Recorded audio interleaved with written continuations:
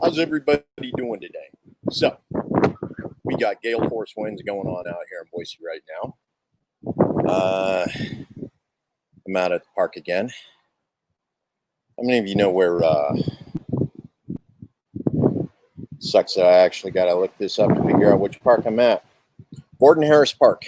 Gordon Harris Park. It's out here in Meridian, just off of Eagleback Meridian High School. No, that's Mountain View. Mountain View High School. So, go ahead and get this up and running. Hi, I am Joe Evans. I'm the first congressional candidate, libertarian candidate for Idaho in November. Contribute to my campaign. Like, share, comment, please, by all means. Let me know what you're interested in, because that's part of what this is. Labor Day listening tour. Well, today's Labor Day. This whole thing is about my listening tour. It's going to be going clear on through till November. That way I know what you are concerned about. You know my philosophy about what you're concerned about. Maybe we can actually come to a resolution that works for both of us as far as what you want done and what I'd like to see done. Because, face it, that's the reason why I'm running. I'm running because I wasn't happy with the way things were getting done in Washington. I don't imagine you're real happy about the way things are getting done in Washington, which is why you're watching me right now. So, issues. Got into a big discussion today. Yeah, happens on social media, Facebook of all things. God, I love this storm, man. I'm going to have to find some other way because this keeps liking to blow things all over the place. So,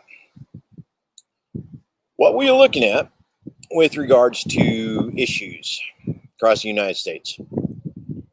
Libertarian Party, Nicholas Sawak, the chairman, Jo Jorgensen, she is the nominee for POTUS. Spike Cohen, he is the vice presidential candidate, co-running alongside Jo Jorgensen. Myself, three other candidates that are running in the state of Idaho.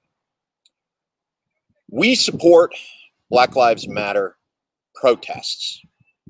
We support the movement. We support the activists on the ground. Okay, I know that catches an awful lot of flack because they start talking all of a sudden about the organization's Marxist organization. Dude, we know that. 93% of the Black Lives Matter protests, the organizers did not allow violence to become part of their protest. Those are the Black Lives Matter protests, activists, and organizers that we support. Libertarian Party, we're strong supporters of the government's role in protecting life, liberty, and property. It's that simple. We support the protection of life, liberty, and property. That is self-defense. That is government protection of those in whatever form it ends up taking. We support wholeheartedly the prosecution of violent crimes. Okay, that is strictly murder, rape, sexual abuse, sexual harassment, those things that directly infringe upon another individual's life, liberty, and property, robbery. I don't know why I need to say this. It's embedded in our platform. It's embedded in our character. It's embedded in our nature as Americans. We support the protection of life, liberty, and property, whether that is by means of government, whether that is by means of self-defense. There. Got you covered, Russell. I said it. We don't support riots. We don't support looting. We don't support arson. We don't support burning things down. In almost every one of those 7% of the incidences where things have gone violent, it was largely because of criminal elements. It was because of paid provocateurs. It was deliberately instigated by outsiders. Even here in the state of Idaho, the one time where we actually had violent confrontation between BLM event, it was a defund the police event, not even a BLM event. It was a defund the police event and counter protesters. It was largely instigated by outside influences. People who were neither invited by Black Lives Matter or defund the police organizers or counter protesters. Much as I dislike some of the partisan politics that Liberty Dogs do participate in, they didn't invite the people who instigated the violence at that event. Yeah. It's about the closest you're going to get to an apology from me. They didn't invite the people. Doesn't make the politics right, doesn't make the way they approach the situation right. However, they did not invite the people who ultimately ended up causing the problems at that particular event. Life, liberty, property, pursuit of happiness. Libertarian Party does that. We support protesters and the right to protest. We support First Amendment rights. We support Second Amendment rights, the right to show up to protest armed. You got an awful lot of GOP and law and order folks out there right now that are ready to shoot people just for carrying because they feel it's a threat to law and order. Yeah. Crock. Don't believe it. Don't support it. And that's one step away from your red flag laws. That's one step away from state-sponsored vigilantism. Yes. I said that. State-sponsored vigilantism. That's when cops kill indiscriminately because they don't want to bother taking somebody to court and giving them due process. Much as I dislike Jay Schultz, much as I disliked Papas, those two particular individuals that were involved in the situation in Portland, neither one of them deserved to die because of their particular philosophies. They should have gone to trial for that shit. Yes, sorry about that. I used a 4-letter word. So, there we go. I managed to kill 7 minutes on that topic already. It's out there now. You heard me. Yes. Awesome event today. I don't know how many of you caught my pictures and photos from earlier today. You saw me on my Facebook, my personal page, my personal profile. Not necessarily any of my pages, whether it was the Cup of Joe or Idaho Joe for Congress. But I went down. Day 86, I believe it was. Day 86, we have a Black Lives Matter organization group that has been going for 86 days now. They have done a very good job of providing awareness. Every day, there's something like about 15 to 20 of them, roundabout. You go down, they're down on State Street, back behind the Capitol building. They got all their signs up saying Black Lives Matter, defund the police, more money on schools, less money on prisons. An organization, they're out there, they're flying their U.S. flags, American flags, waving their signs, getting back to the basic principles that all men are created equal. Yes. Clear back to 1776. All men are created equal. Much as we like to talk crap about the founding fathers, that was a statement they made.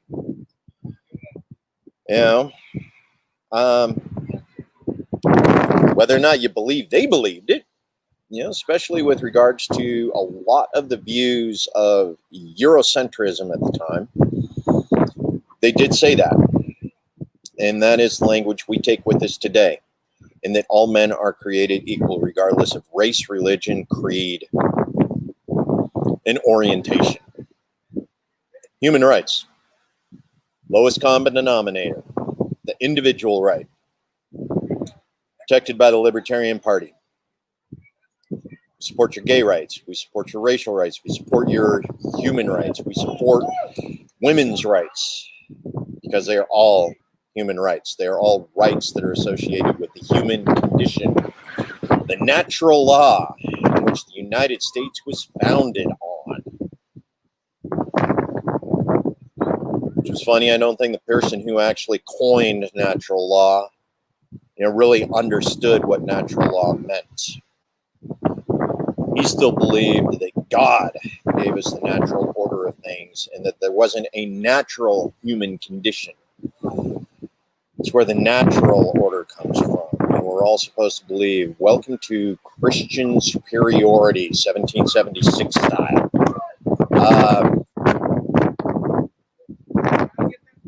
There's a natural human condition, folks. That is the natural law.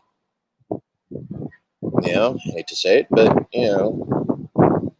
there were the libertines, French Revolution, that understood that there are things about human nature that are inalienable. You can't legislate them away. You cannot develop a morality that makes it go away. This is the human condition. These are human rights. And as long as they don't infringe upon will, the liberty, the freedom of another individual, we aren't justified in legislating those rights away. Bodily autonomy. You like to smoke dope. Nobody should be able to take that particular choice away from you. It is your body. It is your dope. If you want to smoke it, nobody should be able to tell you you can't. Now, I'm not a user myself, and I don't necessarily recommend drugs as a choice, but I do understand that there is the medical necessity. In some people, there is the recreational reasons for taking it. There is the psychological, the relief from trauma. There are so many different reasons why we end up involved in the things we do to and for our own body that literally it's impossible to legislate all the variations of it. So why do we keep trying? Why do we keep legislating prohibition? It's a good question, folks. Why do we keep bringing that up time and time again? Keep trying to say, no, you can't do that to your body. Usually the people who don't know, who insist that another individual can't do that to their body, don't understand why that other individual needs to do that. Creates sloppy legislation. Always does, always has. Now, one of the problems we got with defund the police. This goes back to justice reform. You can talk defund the police all you want. Your 8 can't wait. Your 8 can't wait. Actually look that up. It's got a website, 8 can't wait. This is about police reform. These are the 8 principles that need to be indoctrinated into every law enforcement organization across the United States. But ultimately, the problem is we still have a justice system. We still have a legal system. We still have a prison system. Now, brother keeps liking to bring up this one point about prohibition. You know what happened at the end of prohibition? 60% of law enforcement organizations were reduced by 60%. Okay, let's get this right. Law enforcement was reduced by 60% across the United States at the end of prohibition. Think about how that would affect today's public unions, today's police unions, today's prison unions, the way we handle prisons in the United States today. If we reduced the need for police, if we reduced the need for prisons, if we reduced all of this by 60%. And that's 60% of a prison population that's reintroduced into society in a productive way. Their felonies would go away. they would be able to come out and get jobs, high-end jobs, jobs they receive training for in prison, like firefighters in California. We'd be able to expunge their felony records for drug possession, prohibition. Their 6th strike, you're out. Be able to expunge that. And the training they got as firefighters, they'd actually be able to go out and get federal jobs fighting fires in California right now, which California needs badly. Actually paid, skilled firefighters. But think about it. 60% of our prison population actually got out of prison and became part of the working economy again. 60% of the people in prison could actually get out and raise their children again. Think about how many of those prisoners in the United States, how many of those drug charges represent broken families in the United States. My personal feelings about the nuclear family. It's an unsustainable model. However, the nuclear family as the core of an extended family arrangement definitely has its benefits. Always has, always will. Prison breaks up that nuclear element. It takes the dad out of the family. It takes that male role model out of the family. Yes, even the nuclear family needs the extended family to survive. We need to incorporate that. We need to recognize that more than mom and dad are decision makers in a child's health care, in a child's education, in the way a child develops. We've proven time again, there's studies out there. Multi-generational families living in a single house. Absolutely. Continues to be a benefit to the child. Having mama, mima, abuela, available to help with the raising, grandpa teaching the wisdom, the family wisdom, family heritage. It's invaluable. It's invaluable. But we need to make sure that dad isn't sitting in a prison cell because somebody decided he smoked too much weed. We need to fix those situations. I got a friend right now, strong activist, both in legalization of marijuana as well as child protective services reform. Even in states right now where marijuana is legal, mind you, this is states, and in most cases, Child Protective Services is part of a subordinate organization of a federal Child Protective Services plan. So from a federal perspective, an awful lot of the policies regarding Schedule I drugs like marijuana still filter down into policies at the lower level. So you still have Child Protective Services policies in Oregon and Washington that continue to advocate for the removal of children from families who use medical marijuana.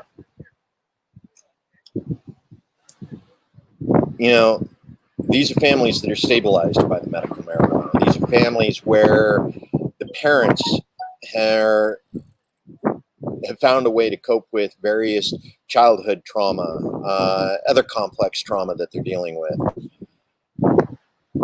The medical marijuana makes them better parents. And here they are with the state threatening to take away their children in a lot of cases. It's another thing, Schedule I. Let's go ahead, get it legalized. Let's not threaten families over an age-old bias, over that sign of that's 70 years of lies that we still continue. Hi, Daniel. Love you, man. Love you. No, Daniel, I don't think I will. America needs liberty again. It needs freedom. It needs freedom of choice regardless. It needs personal autonomy. It needs bodily autonomy.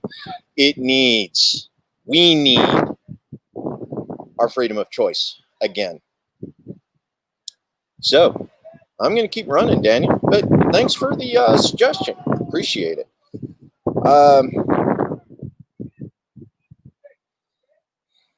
But yeah, we want to make things happen. Libertarian, defund the police. Ask us. We know things. Libertarians, justice reform. Ask us. We know things.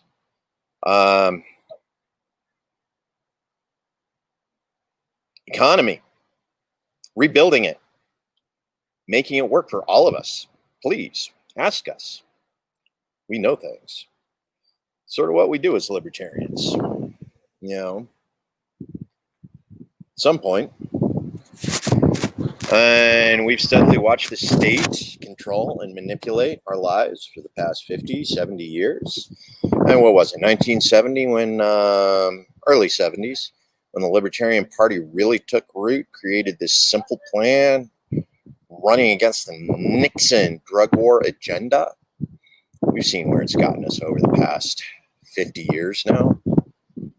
You know, mass incarceration. We can do better. We need to do better, America. We need to fix the corporate boondoggles across the United States. It continues to be a problem. Keynesian economics. Yeah, here we are even after we stopped saying, you know, everybody claims we don't do Keynesian economics anymore. We don't. And his fingerprints are all over the economic plans of America these days. We have the Central Planning Committee back in Washington, D.C. Keynes is all over American economics. The bailouts is Keynesian economics. The consolidation, the monopolies we've created in industries across the United States. And right now, Walmart is one of the largest. Amazon. I mean, these two companies, multinational corporations, own, you know, an effective monopoly with regards to market share on industries across the United States. When we participate in those organizations, when we go to Walmart, when we go to Amazon, you know, the money we make, the money we earn, the money that we should be reinvesting in our community by shopping small businesses, by finding local entrepreneurs that can make and create the things that we want. You know, when we turn around and give that money to Amazon, it leaves our community. It leaves our community forever. You know, that profit just disappears. You know, so there's an awful lot of people out there, right libertarians, you know, let the corporations do what the corporations are going to do. I don't think an awful lot of them really understand that if you were to truly get the government out of the market, if you were to get those Keynesian principles out of the way we handle the American economy, those massive multi-corporations would practically fold overnight. Without the subsidies, without the way we promote, without the way we create this mercantilist, protectionist structure that allows them to continue to secure monopolies, because we've created the barriers to entry. You know, if we were to truly get the government out of the economy, if we were to eliminate the barriers to entry that prevent the disruptive technologies that can create green energy across the United States, that can create environmentally friendly technologies, you know, allow them to actually come into our communities and help build and create from the ground up. You know, have a local entrepreneur that's capable of creating that biodegradable, you know, cornstarch cup in your own community, so that as soon as you're done drinking, you know, the disposable cornstarch goes straight into the landfill, and 6 months later, it's fertilizer. We could do that. All it's missing is allowing that disruptive technology to once again enter the marketplace. You know, open source liberty, open source economy, create those opportunities for the new entrepreneurs. That's something I want to see happen. I want to see the gatekeepers in Washington, D.C. that make sure organizations like Walmart and Amazon and 3M, those companies, those agencies that allow them to continue to monopolize market shares across the United States, on developing technology, give it back to the local entrepreneurs. Let's make it happen, man. Free the market. 100% free the market. Airbnb, Philly. I like the Airbnb technology, at least on its surface. Now, there's some other issues that go with it. The reason why is because there's an awful lot of attempt to profiteer. You got commodification of the housing market. And we run into issues with that with regards to the Airbnb. And I think that's part of it because Airbnb is an extremely disruptive technology. And it's one that we haven't found a crossover point on. We got a lot of people who jumped in on the Airbnb idea early on. Yeah, exactly. Commercial properties in residential zones. We got people who come in, they occupy a house, they throw parties till 3 o'clock in the morning. The neighboring residents, don't appreciate it. I think a lot of that is because we really haven't found that zone. A homeowners association can exclude an Airbnb, simply because they have the ability to do that. Certain other communities, violations in noise ordinances. If an Airbnb manager isn't careful about who they invite in to operate the Airbnb or to rent the Airbnb, we continue to have that problem across the United States. The Airbnb itself is an extremely disruptive technology. You've seen its effect on, commercial properties, like hotels, like motels. You've seen their effect on that. The cabin rentals. You've seen the effect of the Airbnb on that. You've also seen an awful lot of individuals who have gone in and used that to try and commodify residential properties as commercial properties. They'll go in, buy a block, and try and rent them all out. Trying to pay rent as part of an Airbnb scheme has proven to be problematic in a lot of areas. So I think that's one of the problems is it has been a disruptive technology. There were an awful lot of early adopters that came in and tried to make it work, and they still haven't found the balance yet. They haven't found, the way to make the disruptive technology work within the economy, to work within the Airbnb. And of course, I got other issues with that too, is the Airbnb profits. That's another thing where we have a centralized organization that has created, this Airbnb central market where Airbnb Inc., takes the money out of a community. It should be able to stay in a community. Right? And I got to go on vacation for 3 months, or I got to go someplace else to work. Why can't I use Airbnb to sublet my place?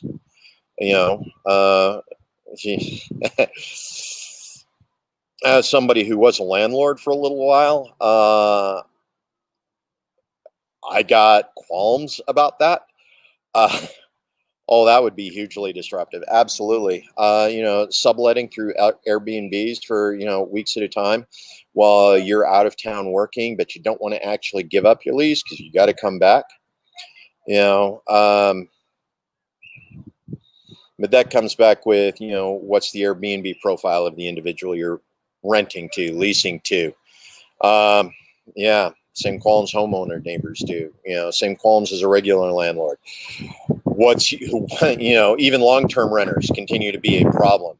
But yeah, it definitely free up the market. A lot of people would be able to do the sublet, be able to lease week to week rather than lease month to month or, year-long contracts. It would be disruptive. And the commodification of the housing market. Dude,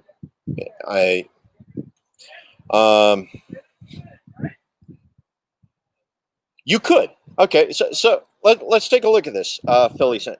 You could lease several apartments and sublet them. That's commodification. And there's actually companies out there that do that on a fairly regular basis.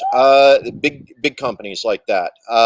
Here in Idaho, here in Boise, we actually have a company that does that to a certain degree. Micron Technology. They bring an awful lot of H-1B visas and tech visas going to come in, and they have a block of houses and apartments that they have rented so that they can bring in these visas, sit down, see whether or not they're actually going to be able to work. And this is part of getting them oriented to the local economy, a local solution, as well as seeing whether or not they're actually a good fit for working out at Micron as part of our technology industry. So they own, and part of the onboarding process is the person that part of their pay is involved in renting and subletting. So they will buy a block of apartments, buy a block of houses, or will buy a block, from an Airbnb renter, in order to make sure that they always have a place where they can bring in these employees, and these employees are able to be set up for the period of time that they're going to be working locally. So that's actually not a new idea, but an individual trying to go in and set that up. You got to do the cost benefit analysis. Are you actually able to turn a profit on that? Are you able to commodify the housing market to a degree where you can make that profitable, where it is disruptive in a way that benefits the entrepreneur? Personally, I see a lot of problems with that, a lot of potential problems, both legally, as far as the sublease, depending on what sort of contracts are set up with the original homeowner, the original apartment complex, whether or not you have an adequate profit margin for when it is occupied in order to cover your time when it isn't. And yeah, there's early adopters out there. There's risk takers. There are people who are willing to take that on. It's like there's individuals still out there working with the Bitcoin, and it's roller coaster rides. But anyway, thanks a lot for the questions today, Philly. Really good questions. Looking forward to hearing more from you. Ooh, dude. No, I don't like BlackRock. Reason why is because it's actually consolidation. Their money comes from dark places. It comes from very dark places. It comes from inside arrangements with the Treasury. It comes with inside arrangements from the banks. And it is huge property commodification. The way they've acquired those properties, the way they have acquired those houses is unethical. It was done improperly. And I honestly want to see an in-depth investigation into how they came by the money in order to do what they did, because it has disrupted the housing market. It has created unfair costs all across the United States because of the commodification. The way they've gone in and bought the houses, they can leave a third of those houses vacant and jack up the prices, while create a situation where it's actually more profitable for them to leave a third of those houses empty as a result of the way they've done business. I just don't see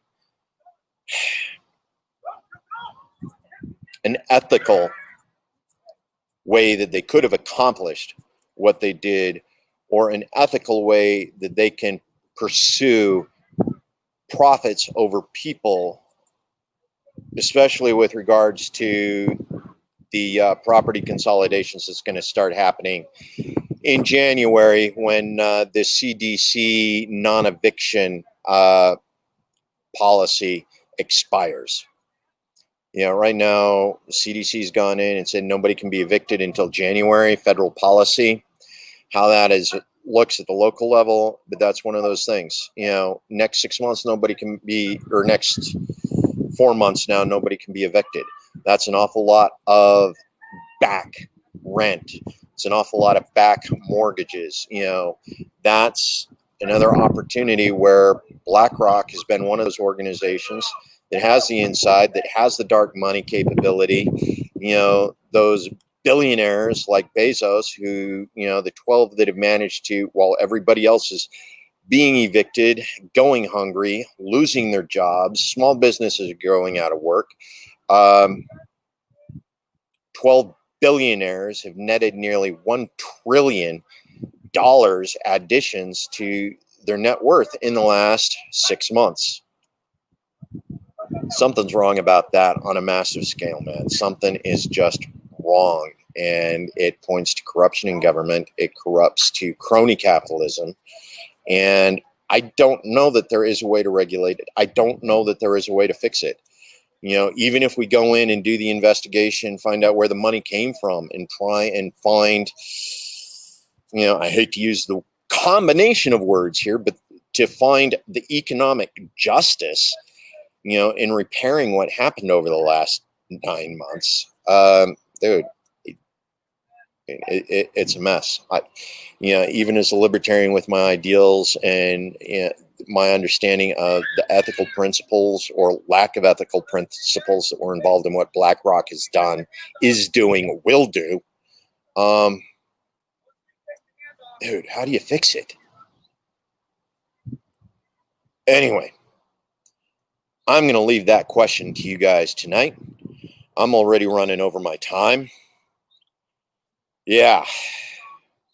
People's united for houses where money is yeah. Only people should buy homes. I agree. But how do we get to that point without legislating it? How do we get to that point? You know, we need to get the people's housing unions, renters unions. We need to get people working with people, you know, to build those houses, create those houses, to create those homes, so that unethical organizations like BlackRock can't continue to profit. Yeah. But anyway, it's a lot to think about. I'll catch you guys tomorrow. Same bat time, same bat channel.